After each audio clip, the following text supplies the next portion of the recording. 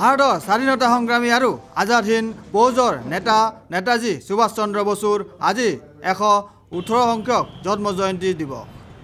সেয়েহে আজি গুৱাহাটীৰ পল্টন বজাৰত অৱস্থিত নেতাজী চকত নেতাজীৰ প্ৰতিমূৰ্তিৰ ওচৰত অনুষ্ঠিত নেতাজী জন্ম উৎসৱত উপস্থিত হয় প্ৰাক্তন মন্ত্ৰী শ্ৰী প্ৰদ্যুৎ বৰদলৈদেৱে।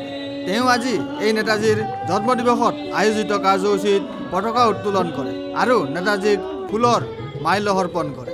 গতিকে আজিৰ এই অনুষ্ঠানত উপস্থিত হৈ প্ৰাক্তন মন্ত্ৰী প্ৰদ্যুৎ বৰদলৈয়ে নেতাজীৰ বিষয়ে কয়, নেতাজী এজন দুৰন্ত দেশপ্ৰেমিক আছিলে।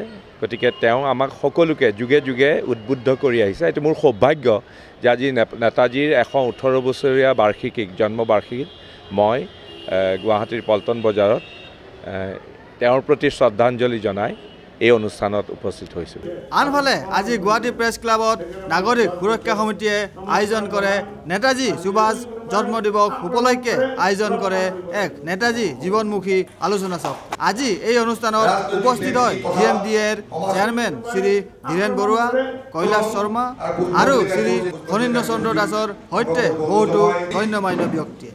সেয়ে আজি 118তম নেতাজীৰ জন্ম উৎসৱ পালন কৰি কৈলাশ শৰ্মাই কয়, আমি নাগৰিক সুৰক্ষা সমিতি অসমে এটা কথা চিন্তা কৰিছোঁ যে আমি জাতি জনগোষ্ঠী বিভিন্ন সংগঠন একত্ৰিত কৰি আমি ভাৰতৰ স্বাধীনতাৰ যিটো সোৱাদ নাগৰিকসকলে কিয় আজি পোৱা নাই সেই বিষয়টোৰ ওপৰত আলোচনা কৰাৰ উদ্দেশ্যে আমি নেতাজীৰ জন্মদিৱসটো আমি পালন কৰিছোঁ।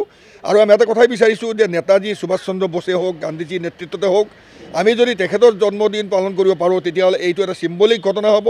আৰু নাগৰিক সুৰক্ষা সমিতি অসমে এটা কথাই চিন্তা কৰিছে যে আমি ভাৰতবৰ্ষৰ বা অসম মাতৃৰ যিটো আজি বিপদ আহিছে বুলি মই কৈছোঁ, বিদেশী আজি সোমাই পৰিছে ইয়াত, আজি জেহাদ কি বুলি কয় উগ্ৰবাদীসকল সোমাই পৰিছে। আজি তেওঁলোকক পৰাভূত কৰিবৰ কাৰণে আমি পুনৰ নেতাজীৰ সৃষ্টি হ'ব লাগিব, গান্ধীজীৰ সৃষ্টি হ'ব লাগিব।